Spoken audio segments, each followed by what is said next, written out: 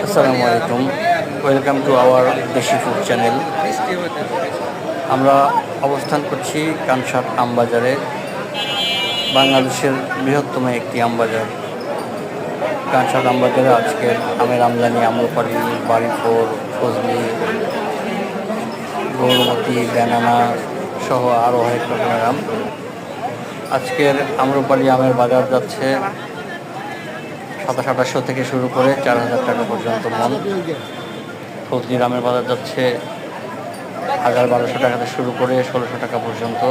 বাড়িফোর 1900-2000 টাকা থেকে শুরু করে 2400-2500 টাকা পর্যন্ত মন। এছাড়া কাটিমন, গৌরমতি, ব্যানানা বিভিন্ন রকমের দামে বিক্রি হচ্ছে।